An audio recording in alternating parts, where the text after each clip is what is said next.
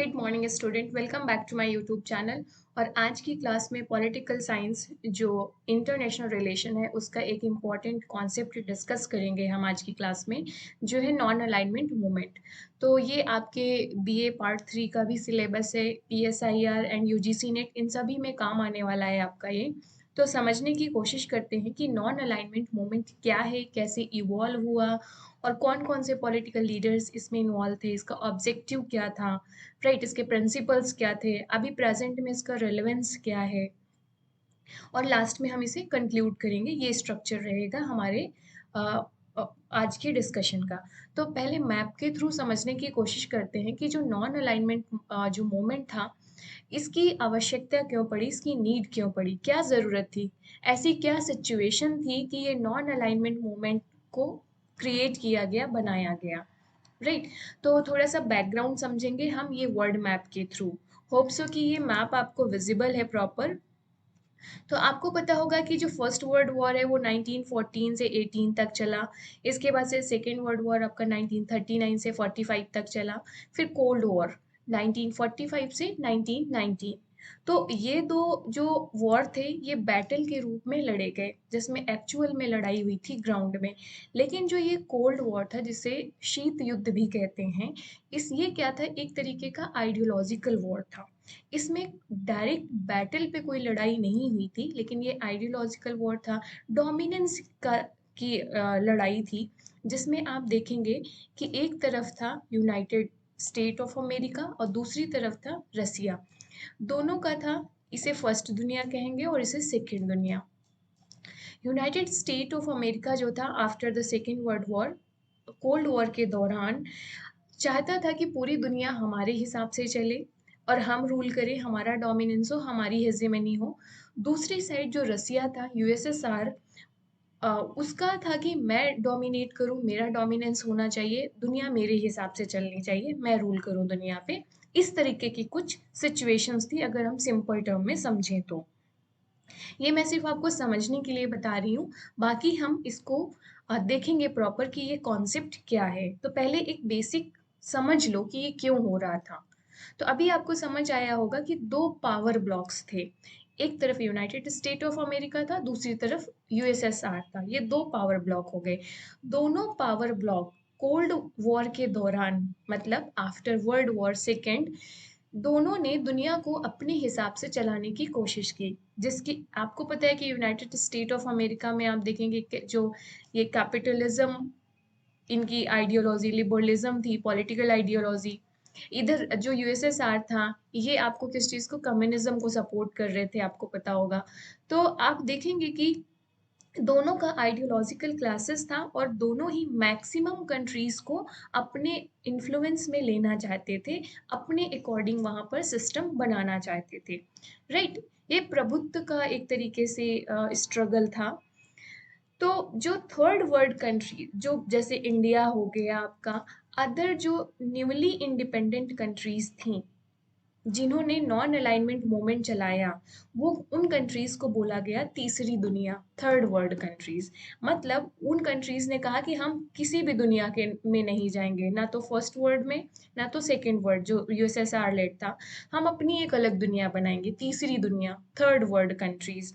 इसमें वो सारी कंट्रीज शामिल थी जैसे इंडिया, और अदर कई सारे एशियन अदर कंट्रीज जैसे कि इंडोनेशिया, और ये अफ्रीका की कई सारी कंट्रीज जो न्यूली इंडिपेंडेंट हुई थी, न्यूली सवरेन कंट्री थी, और जिन्होंने हाल ही में अपनी सवरैनिटी गेन की थी थ्रू दी फ्रीडम स्ट्रगल। किन कंट्रीज से, जो कॉलोनियल कंट्रीज थी, जैसे कि फ्रांस हो गया आपका, इसके बाद से इंग्लैंड हो गया आपका। तो जो न्यूली इंडिपेंडेंट कंट्रीज थी, उनका ये मानना था कि हम किसी भी पावर ब्लॉक में शामिल नहीं होंगे, हम अपना इंडिपेंडेंट फॉरेन पॉलिसी को सर्व करेंगे। तो होप सो कि ये बेसिक आइडिया लग गया होगा कि कोल्ड वॉर के दौरान क्या सिचुएशन थी, क्यों ये जो नॉन अलाइनमेंट जो मूवमेंट है ये क्यों ओरिजिन में आया, क्यों इसकी लाने की आवश्यकता क्या पड़ी। तो अब डिटेल में समझने की कोशिश करते हैं हम नॉन अलाइनमेंट मूवमेंट को। तो नॉन अलाइनमेंट को समझने के लिए मैंने ऑलरेडी आपको एक्सप्लेन कर दिया ऊपर इस मैप के थ्रू, जिससे कि आपको एक आइडिया लगा होगा। और अब समझने की अब देखेंगे कि हम आंसर कैसे लिखेंगे और हमारा कॉन्सेप्ट क्या है। So concept of non alignment ये प्रोपाउंड किया गया था डेवलपिंग नेशन से during the region of cold war. जैसा कि मैंने यहाँ आपको बताया कि कोल्ड वॉर के दौरान क्या सिचुएशन थी, दो पावर ब्लॉक थे वहाँ पर। तो ये जो डेवलपिंग कंट्रीज थी जिन्होंने नॉन अलाइनमेंट का कॉन्सेप्ट लाया, उन्होंने डिसाइड किया कि they do not align with या they do not join with either of the power blocks. Either of the power blocks कौन सा है? एक यूएसए पावर ब्लॉक, एक यूएसएसआर लेड पावर ब्लॉक। और ये क्यों करेंगे ऐसा? In order to safeguard their national and economic interest, to protect their national sovereignty and freedom, as most of them had recently gained freedom. So ये ज़्यादातर developing countries ने अभी हाल ही में फ्रीडम गेन की थी और वो फिर से अपनी फ्रीडम को लूज नहीं करना चाहते थे। They just wanted to protect their national sovereignty, their national and economic interest. Getting it? तो आप देखेंगे कि throughout the course of this article, जब ये चल रहा था process, they tried to examine the origin of नाम।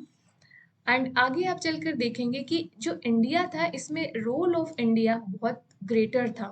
रोल ऑफ इंडिया का बहुत महत्वपूर्ण रहता है यहाँ पर ये पूरी प्रोसेस के दौरान पे। और ऐसा माना जाता है, it is often considered as कि जो नैम है it is the brain child of India's first prime minister Jawaharlal Nehru.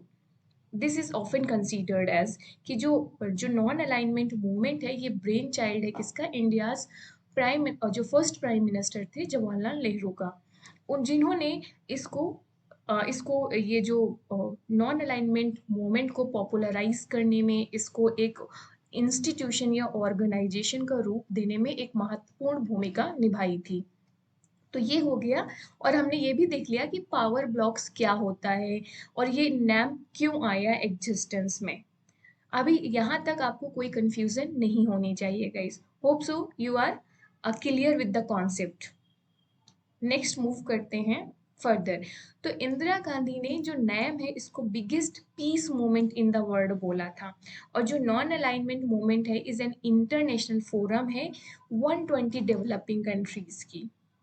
कितनी कंट्रीज इसकी मेंबर्स हैं? 120 डेवलपिंग कंट्रीज हैं जो बिलीव करते हैं in the idea of non alignment. और ये नॉन अलाइनमेंट किसके साथ रहेगा? With the major power blocks. And what are these major power blocks? These are two, one is USA led and second is USSR led।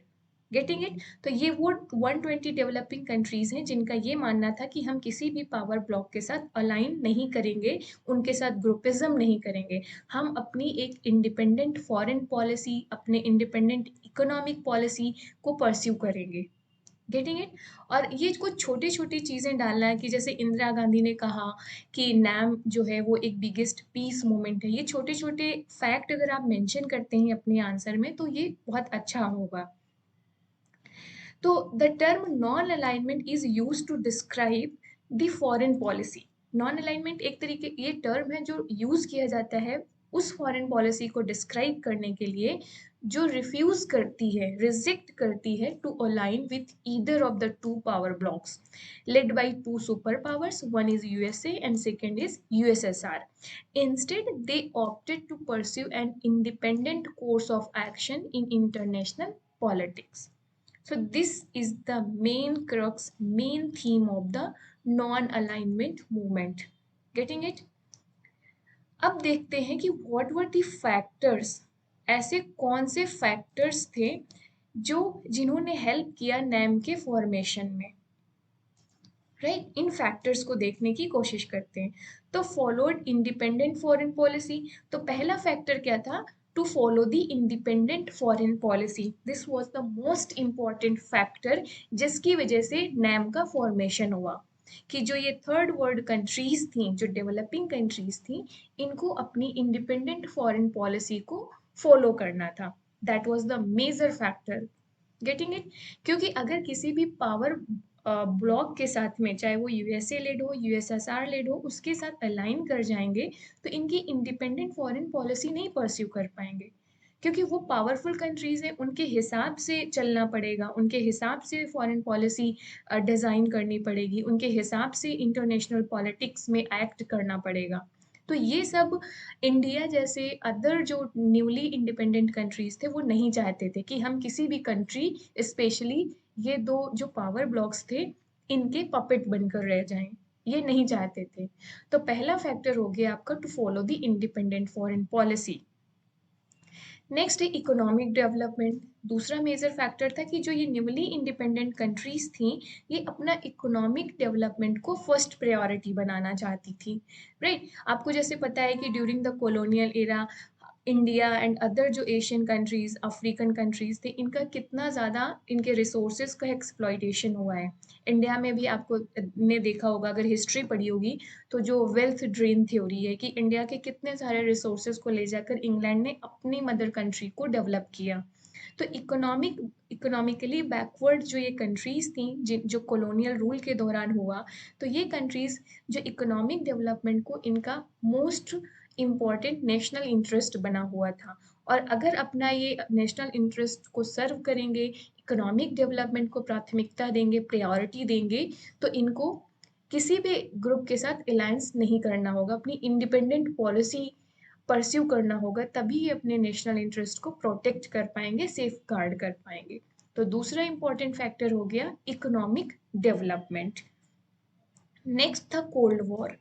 Important factor था cold war. मैंने बताया कि after second world war, cold war जब start हुआ, तो ये एक तरीके का आइडियोलॉजिकल वॉर था दो सुपर पावर के बीच में। दो सुपर पावर थी, यूनाइटेड स्टेट एंड दूसरा था USSR, Soviet union.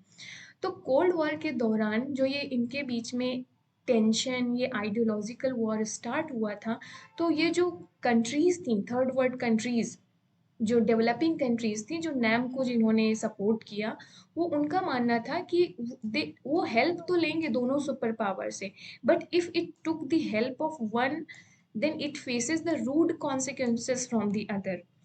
For example, map से देखते हैं हम इस कॉन्सेप्ट को। कोल्ड वॉर के दौरान क्या हो रहा था कि जो कंट्रीज थी,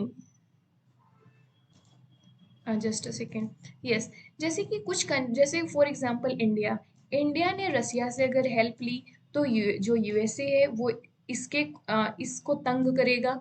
और in case India United state of America से हेल्प लेता है, तो रसिया इसको तंग करेगा।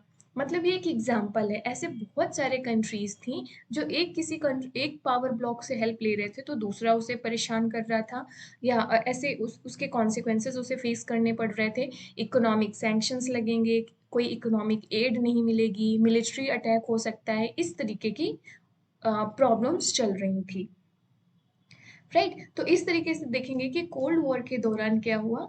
अगर किसी एक के साथ अलायंस करते हैं, तो दूसरा जो पावर ब्लॉक है, उसके रूट कॉन्सिक्वेंसेस उनको फेस करने पड़ रहे थे।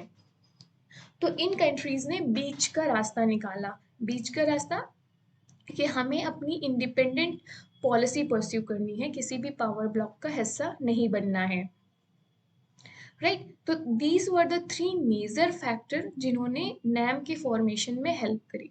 इसके अलावा भी आप लिख सकते हैं, वो अलग बात है कि एक प्लेटफॉर्म बनाना था जहाँ पर ये जो साउथ साउथ कंट्रीज हैं वो डायलॉग इस्टेब्लिश कर सकें, राइट। तो these were the three major factors जिसकी वजह से नैम एग्जिस्टेंस में आया। पहला, इंडिपेंडेंट फॉरेन पॉलिसी फॉलो करने के लिए, इकोनॉमिक डेवलपमेंट करने के लिए। दूसरा, कोल्ड वॉर के दौरान ये जो पावर पॉलिटिक्स चल रही थी, उससे दूर रहकर अपने नेशनल इंटरेस्ट को सेफ गार्ड करने के लिए। Getting it? यहाँ तक कोई कंफ्यूजन नहीं होना चाहिए आपको। नेक्स्ट है कि हिस्टोरिकल इवोल्यूशन ऑफ नैम। अब हम देखते हैं कि जो नैम है वो कैसे कैसे डेवलप हुआ, किन किन स्टेप्स में डेवलप हुआ। अभी तक तो हमने बेसिक इंट्रोडक्शन देखा कि नैम की क्यों ज़रूरत थी, क्या फैक्टर्स ऐसे थे, क्या सिचुएशन थी। अब देखते हैं कि इवोल्यूशन कैसे हुआ नैम का। तो पहला इम्पॉर्टेंट पॉइंट आता है कि जो आपका बैंडन एशियन अफ्रीकन कॉन्फ्रेंस हुई थी 1955 में, ये सबसे इमीडिएट या फर्स्ट स्टेप था towards the creation of non alignment. जो आपका बैंडन एशियन अफ्रीकन कॉन्फ्रेंस ऑफ 1955। और इसके बाद से आप देखेंगे कि इसी प्रिंसिपल्स में कुछ प्रिंसिपल्स बनाए गए इसी कॉन्फ्रेंस में, जिन्हें प्रिंसिपल्स ऑफ बैंडंग बोला गया। और आगे चलकर यहीं से इसका शुरुआत होता है। आफ्टर 6 ईयर आप देखेंगे कि फर्स्ट सबमिट होती है या फर्स्ट कॉन्फ्रेंस होती है बेलग्रेड की, बेलग्रेड में, and it was held in 1961। तो इसको कंफ्यूजन ना हो आपको, इसलिए मैं बता दूं कि पहला स्टेप हुआ था, एशियन अफ्रीकन कॉन्फ्रेंस हुई थी बैंडंग में 1955 में, जहां पर नॉन अलाइनमेंट मूवमेंट के कुछ प्रिंसिपल्स डिसाइड किए गए थे। और ये डिसीजन लिया गया था कंट्रीज के द्वारा। ये जो एशियन अफ्रीकन कॉन्फ्रेंस में जिन कंट्रीज ने पार्टिसिपेट किया था, उन्होंने डिसाइड किया कि वो किसी भी जो पावर ब्लॉक है उनके साथ में अलाइन नहीं करेंगे और नॉन अलाइनमेंट का रास्ता चुनेंगे।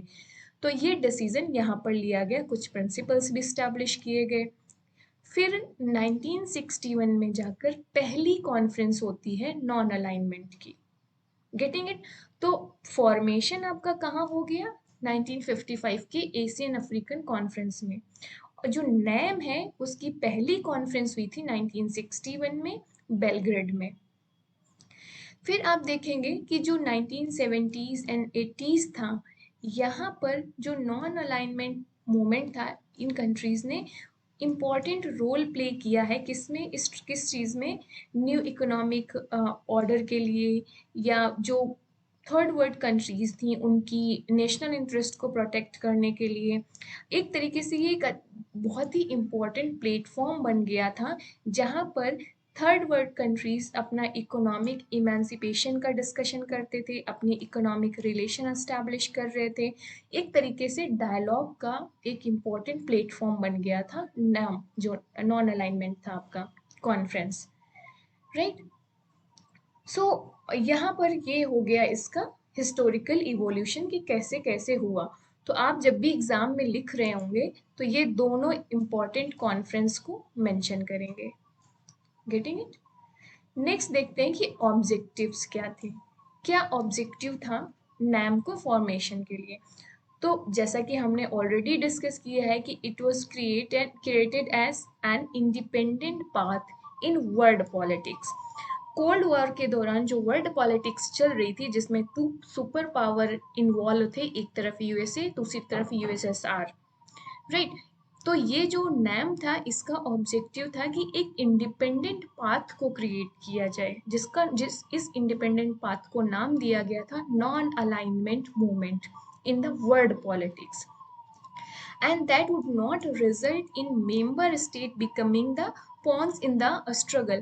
तो जो सुपर पावर्स दो थी, उनका ये कठपुतली ना बनकर रह जाएं, इसीलिए जरूरी था कि एक इंडिपेंडेंट पाथ को वर्ल्ड पॉलिटिक्स में क्रिएट किया जाए। और एज अ रिजल्ट ये पाथ कौन क्या बना था, इस पाथ को नाम क्या दिया गया था? Non alignment movement. It identifies the right of independent judgment, struggle against imperialism।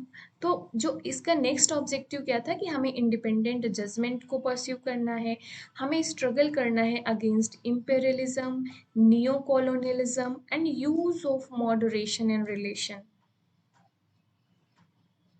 तो ये कुछ अभी अभी प्रेजेंट में इनका एडिशनल गोल क्या चल रहा है? Facilitating a restructuring of the international economic order, other international institution reforms, ये भी इनका एक ऑब्जेक्टिव है, राइट। तो ये सारे इनका कुछ मेजर ऑब्जेक्टिव्स थे नॉन अलाइनमेंट के। Getting it? नेक्स्ट चलते हैं कि इंडिया का क्या कंट्रीब्यूशन रहा है इवोल्यूशन ऑफ द नैम। तो हमने सबसे पहले ऊपर की ही स्लाइड में देखा कि जो नैम को ऑफन कंसीडर किया जाता है as a brain child of India's first prime minister Jawaharlal Nehru. तो इंडिया का इसमें बहुत ही इम्पोर्टेंट रोल रहा है। इटसेल्फ ऐसा माना जाता है कि इनफैक्ट जो non alignment itself was a phrase coined by India's ambassador to the United Nations, वो थे वीके मेनन। वीके मेनन इंडिया के एम्बेसडर थे यूनाइटेड नेशन में। तो ये जो नॉन अलाइनमेंट टर्म था, ये इनके द्वारा क्वाइन किया गया था। मतलब इस टर्म या फेज को, जो नॉन अलाइनमेंट था, वो नाम किसने दिया था? वीके मेनन ने। और ये आइडिया या इसके आर्किटेक्ट कौन थे नैम के, इस कॉन्सेप्ट के? आपके Indian prime minister Jawaharlal Nehru, right.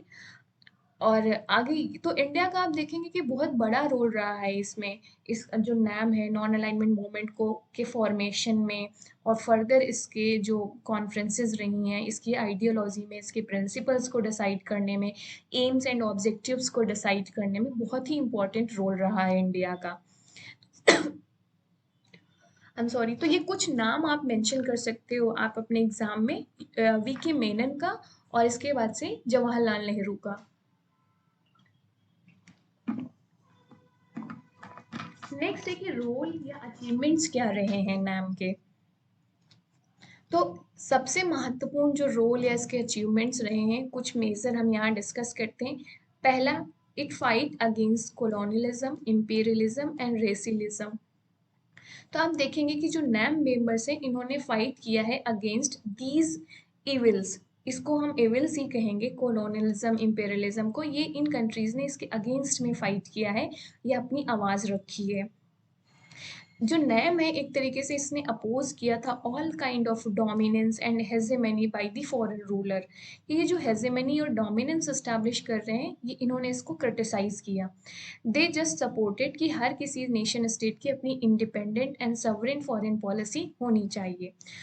और दूसरा इनका अचीवमेंट्स या रोल रहा है डिजार्मामेंट में, एफर्ट्स टूवर्ड्स डिजार्मामेंट में, जहाँ पर इन्होंने जो ये आर्म रेस चल रही थी उसको उसको क्रिटिसाइज किया और इन्होंने सपोर्ट किया था डिजार्मामेंट को।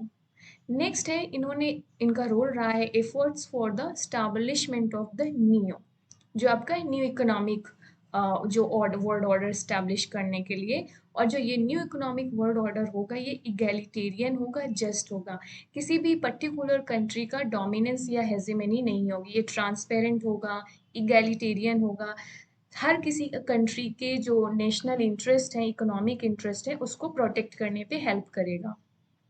इसके बाद से एक फोरम रहा है या प्लेटफॉर्म रहा है for the political coordination of the developing countries, जिसको बोला जाता है साउथ साउथ कोऑपरेशन। तो जो नैम है आपका एक इम्पॉर्टेंट प्लेटफॉर्म बन गया था साउथ साउथ कोऑपरेशन के लिए। नेक्स्ट देखेंगे कि इसने प्रमोट किया unity, solidarity, cooperation between the developing countries based on the shared values. It defend the international peace, security, settle in all the international disputes by the, इन्होंने support किया basically कि जो इंटरनेशनल डिस्प्यूट्स हैं उनको peaceful manner से resolve करना चाहिए। तो इन्होंने बेसिकली प्रमोट किया था इंटरनेशनल पीस एंड सिक्योरिटी को। नेक्स्ट इनका अचीवमेंट्स रहा है कि इन्होंने इनकरेज किया था the respect, enjoyment and protection of human rights का। तो ये इनके बेसिक क्या हो गए आपके अचीवमेंट्स। नेक्स्ट इम्पॉर्टेंट आता है आपका रेलेवेंस क्या है नैम का। हो सकता है इस तरीके से क्वेश्चन फ्रेम हो जाए कि नैम अभी क्या रेलेवेंट रह गया है या नहीं रह गया है, इस तरीके का भी क्वेश्चन पूछा जा सकता है, what is the relevance of NAM. और इन केस नैम का क्वेश्चन आता है और रेलेवेंस नहीं पूछा जाता है, तो भी आप कंक्लूजन के पहले रेलेवेंस में कुछ एक दो पैराग्राफ लिखेंगे। राइट, समझ रहे हैं आप मेरी बात। तो समझने की कोशिश करते, अभी तक हमने समझ लिया कि नैम क्या है, इसका फॉर्मेशन कैसे हुआ और इंडिया का क्या रोल रहा है इसमें, और इसके बाद से इसके एम्स एंड ऑब्जेक्टिव्स क्या हैं हमने ये देखा। राइट, इसके बाद से हमने देखा कि इसने रोल क्या रहा है, इसका अचीवमेंट्स क्या रहे हैं नैम के, हमने ये चीज़ भी डिस्कस की। अब डिस्कस करते हैं कि क्या ये रिलेवेंट है अभी प्रेजेंट टाइम में। प्रेजेंट टाइम पे जहाँ पर जब ये क्वेश्चन तब आता है जब यूएसएसआर का कोलैप्स हो जाता है 1991 में। रसिया आपका जो यूएसएसआर है, हम मैप में एक बार देखते हैं, जस्ट अ सेकेंड। हाँ, तो रसिया का कोलैप्स हो जाता है जब 1991 में, जब कोल्ड वॉर खत्म होता है। तो ज़्यादातर पॉलिटिकल स्कॉलर्स ने बोला कि अब केवल एक सुपर पावर रह गया है, वो है United state of America. Present में आप देखेंगे कि बहुत सारे स्कॉलर्स कह रहे हैं कि बाईपोलर है, कुछ चाइना को सेकंड पोल के रूप में मान रहे हैं, कुछ कहते हैं कि मल्टीपोलर है, जहाँ पर यूनाइटेड स्टेट ऑफ अमेरिका भी एक पोल है, एक चाइना है, एक इंडिया है, इधर ब्राज़ील ये सारे कई सारे रसिया कई सारे कंट्रीज हैं, तो मल्टीलेटरल मल्टीपोलर कंट्रीज है, तो इस तरीके की डिबेट चलती रहती है। तो जब ये डिबेट आती है तो सबसे बड़ा क्वेश्चन उठता है कि जो नेम है क्या ये रेलेवेंट है प्रेजेंट टाइम में। तो देखते हैं कि ये कैसे रेलेवेंट है। तो जब भी रेलेवेंस का बात आएगा तो हम कुछ पॉइंट्स को मेंशन करेंगे रेलेवेंस के नाम पर। तो NAM countries to hold relevance as a platform and due to its principles.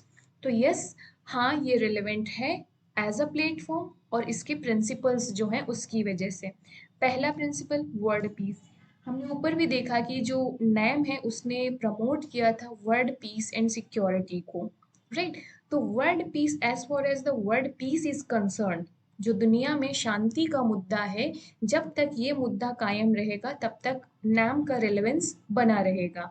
तो NAM play an active role in preserving the world peace and it still stand by its founding principles. तो as far as the world peace is concern NAM का relevance रहेगा। Getting it? क्यों? क्योंकि ये promote करता है डिसआर्मामेंट को, promote करता है सवरिन एंड इगैलिटेरियन वर्ल्ड ऑर्डर को, राइट। नेक्स्ट है टेरिटोरियल इंटीग्रिटी एंड सवरेनिटी। जब तक ये कॉन्सेप्ट रहेगा नैम रेलेवेंट रहेगा। क्यों? क्योंकि जो नॉन अलाइनमेंट मोमेंट है इसका सबसे इम्पॉर्टेंट पर्पस ही यही था कि टेरिटोरियल इंटेग्रिटी और सवरेनिटी को प्रोटेक्ट किया जाए, प्रिजर्व किया जाए। तो the idea of preserving the independence of every nation NAM को रेलेवेंट बनाता है। So the idea of preserving the independence of every nation, ये नैम को रेलेवेंट बनाता है। Getting it? नेक्स्ट है थर्ड वर्ल्ड नेशंस। तो नैम रेलेवेंट है क्यों? क्योंकि ये थर्ड वर्ल्ड कंट्रीज जो हैं जो फाइट कर रही हैं against the socio economic problems, उनके लिए एक प्लेटफॉर्म प्रोवाइड करता है, उनके लिए एक फोरम प्रोवाइड करता है ताकि उनका एक्सप्लॉयटेशन ना हो डेवलप्ड नेशन के थ्रू, उनके अगेंस्ट में डिस्क्रिमिनेटरी वर्ड पॉलिसीज ना बनाई जाए, चाहे वो वर्ल्ड इंस्टीट्यूशंस में उनका रिप्रेजेंटेशंस को लेकर हो, चाहे वर्ल्ड ट्रेड को लेकर हो, राइट। तो थर्ड वर्ल्ड नेशंस जब तक हैं तब तक नैम का रेलिवेंट रहेगा, क्योंकि ये उन्हें प्लेटफॉर्म प्रोवाइड करेगा, हेल्प करेगा to fight against the socio economic problems and the discriminative policies. Next है आपका इसका रेलेवेंस क्यों है, support of the UN. So NAM की जो टोटल स्ट्रेंथ है, राइट, वो एक बड़ा नंबर बनाती है किसमें, यूनाइटेड नेशन जनरल असेंबली में। तो it represent 2/3 members of the general assembly, इनका इतना ज़्यादा नंबर है। तो हेंस नाम क्या कर members act as important vote bloc group in the UN. So United Nation में अगर कोई अब बिल पास करेंगे या कोई रेजोल्यूशंस लाएंगे तो वहाँ पर जो नैम मेंबर्स हैं अगर यूनाइटेड हो गए तो एक इम्पॉर्टेंट वोट ब्लॉकिंग ग्रुप बन जाते हैं कि अगर इन्होंने उस रेजोल्यूशन को सपोर्ट कर दिया तो वो पास हो जाएगा, राइट, या अगेंस्ट में हो गए तो नहीं पास होगा।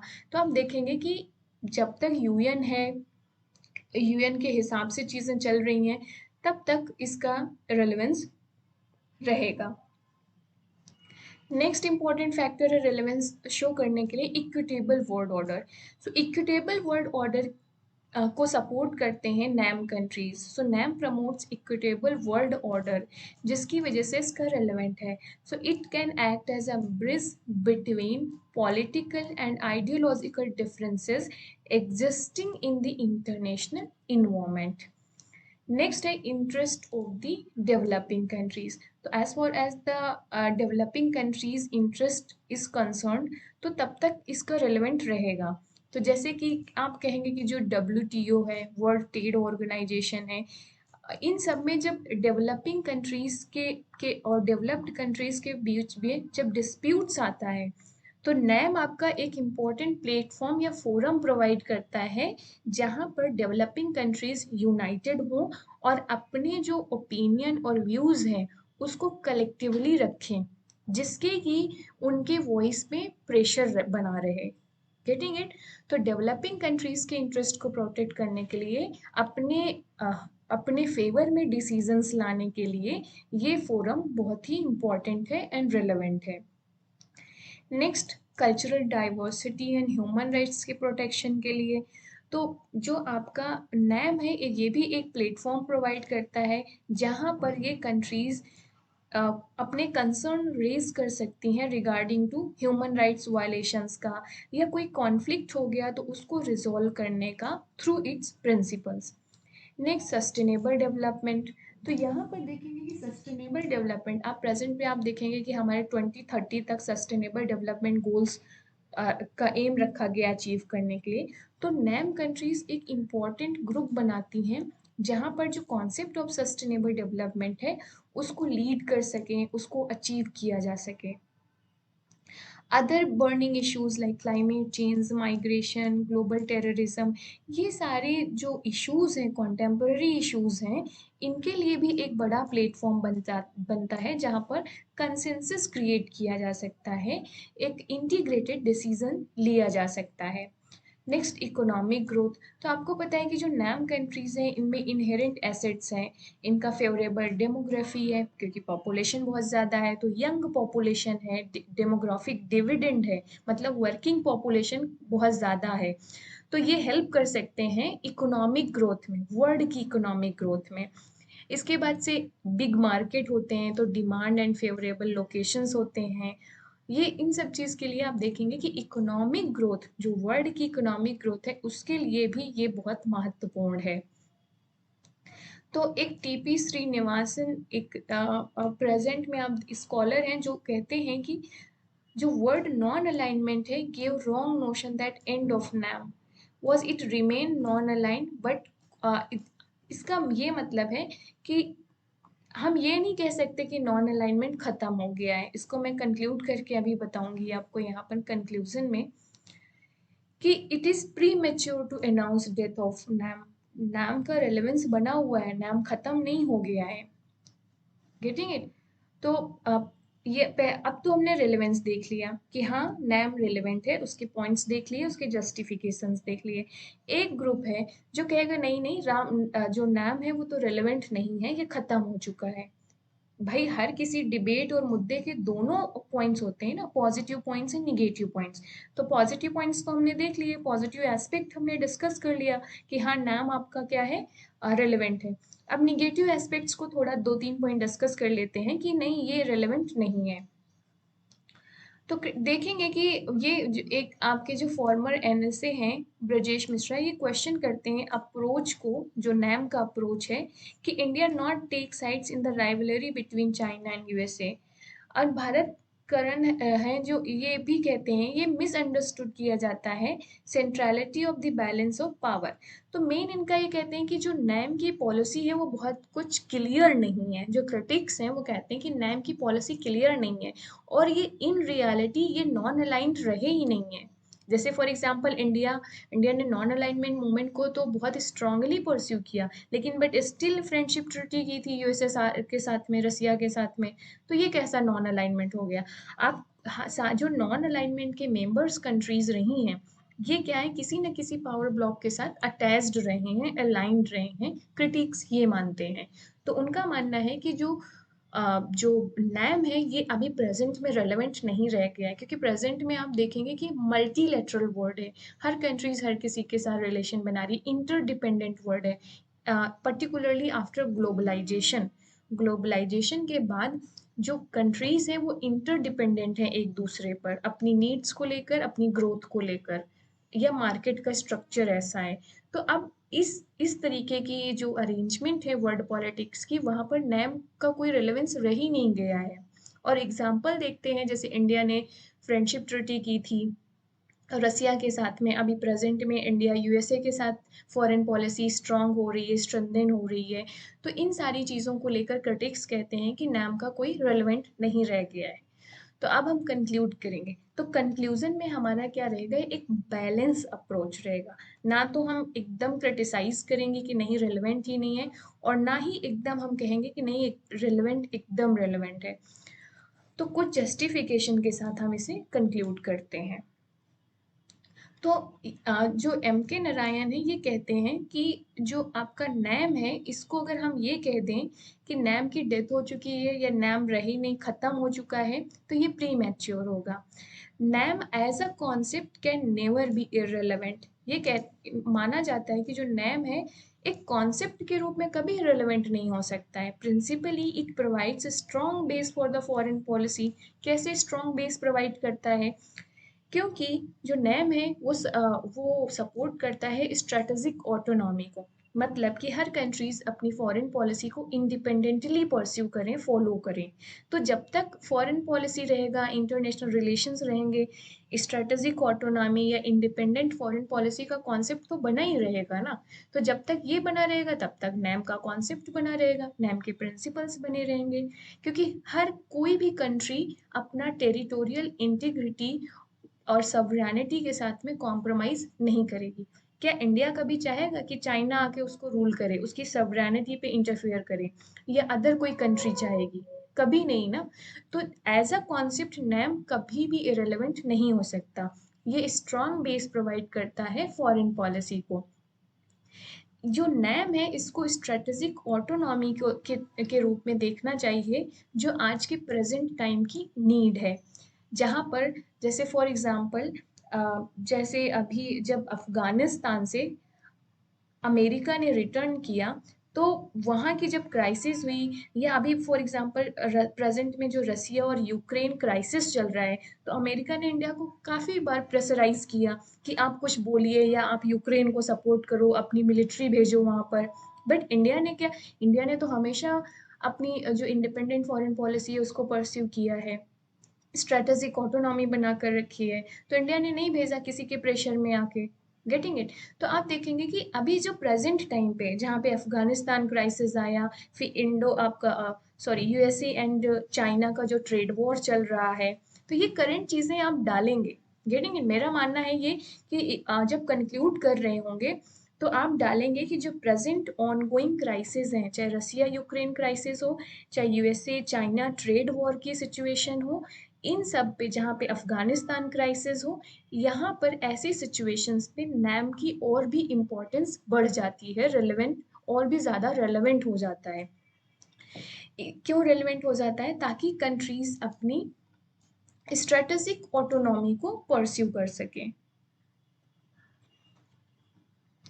सो नेक्स्ट हम कर सकते हैं कि नैम को एज अ प्लेटफॉर्म अच्छे से यूटिलाइज किया जा सकता है to raise the global issues such as terrorism हो गया आपका, climate change, sustainable development, protectionism का हो गया, एंड माइग्रेशन का जो रिफ्यूजी क्राइसिस है इसको लेकर, ह्यूमन राइट वायलेशन को लेकर, इन जो ये जो ग्लोबल इश्यूज हैं, ग्लोबल वार्मिंग का इश्यू हो गया, इन सब को लेकर इसको एक प्लेटफॉर्म के रूप में यूटिलाइज किया जा सकता है। Right guys? So, NAM can provide a platform for Afro-Asian cooperation and a strong position for poor African nation to healthy negotiation with the China and USA, right? Without compromising their sovereignty of their land. तो hope so you got the conclusion कि हमारा conclusion कैसे रहेगा और हम इसे कैसे conclude करेंगे। और जो करंट मुद्दे हैं, जो रसिया और यूक्रेन क्राइसिस है, USA and China trade war है, अफगानिस्तान क्राइसिस हुई जो, इन सब से हम इसे कैसे ऐड करेंगे और कैसे हम करंट मुद्दे जो क्लाइमेट चेंज है, ग्लोबल वार्मिंग है, टेररिज्म है, इन सब से भी हम कैसे इसे जोड़कर इसका रिलेवेंस कंक्लूड करेंगे। तो मुझे नहीं लगता कि अब आपको इस टॉपिक पे कोई डाउट होगा। और एक बार मैं समराइज कर देती हूँ फिर से कि हमने अभी क्या, इस वीडियो में हमने क्या पढ़ा। तो नैम का हमने एज अ कॉन्सेप्ट बैकग्राउंड या इंट्रोडक्शन कह सकते हो उसको समझने की कोशिश की। ओरिजन हमने देखा कि ये कैसे ओरिजन, इसका ये कैसे फॉर्मेशन हुआ, ओरिजन में कैसे आया। तीसरा हमने समझने की कोशिश की कि इसके एम्स एंड ऑब्जेक्टिव्स क्या हैं। चौथा हमने समझने की कोशिश की कि इसके इंडिया का क्या रोल रहा है। पांचवा हमने समझने की कोशिश की इसके रोल्स एंड अचीवमेंट्स क्या रहे हैं अभी तक। फिर हमने इसका रेलेवेंस देखा, फिर हमने इसका क्रिटिसिज्म देखा और फिर हमने इसे कंक्लूड किया। तो ये प्रॉपर स्ट्रक्चर हो गया आपका नैम का। तो कोई डाउट हो अगर अभी भी इस टॉपिक पे तो आप मुझे कमेंट कर देना, मैं उसको एक्सप्लेन कर दूंगी नेक्स्ट वीडियो में। और हाँ, जब भी अ, हाँ, अगर मेरी कोशिश ये रहेगी कि मैं आईआर का टॉपिक जल्दी से जल्दी कवर करूं, जो बीए थर्ड ईयर का पेपर भी है और हमारे ये यूजीसी नेट में भी इम्पोर्टेंट हिस्सा आता है इसका। और जो पॉलिटिकल साइंस ऑप्शनल है उसके लिए भी इम्पोर्टेंट है ये। तो कोशिश मेरी ये है कि मैं अच्छा कंटेंट आपको प्रोवाइड करूँ यहाँ पर। और सबसे मोस्ट इम्पॉर्टेंट है कॉन्सेप्ट को समझना कि ये पावर ब्लॉक्स क्या है, पावर पॉलिटिक्स क्या है, वर्ड पॉलिटिक्स क्या है, नॉन अलाइनमेंट क्या है, क्यों हुआ, ये सब मैंने आज एक्सप्लेन करने की कोशिश की। So thanks for watching guys. और I would like to request you कि अगर मेरा कंटेंट और वीडियोस आपको पसंद आ रहे हैं तो please like share and subscribe my channel. It will give motivation to me to make such kind of more videos. And yes, आप अगर इस तरीके के वीडियोस अपने बीए के सिलेबस और पॉलिटिकल साइंस ऑप्शनल के सिलेबस और यूजीसी नेट क्वालिफाई करने के लिए आप मेरे चैनल को सब्सक्राइब कर सकते हैं, जिससे कि आप अपना जो प्रिपरेशन है इस जर्नी को और अच्छा बना सकें। तो thanks for watching guys, see you in the next video. तब तक के लिए bye bye, take care and keep learning, keep exploring.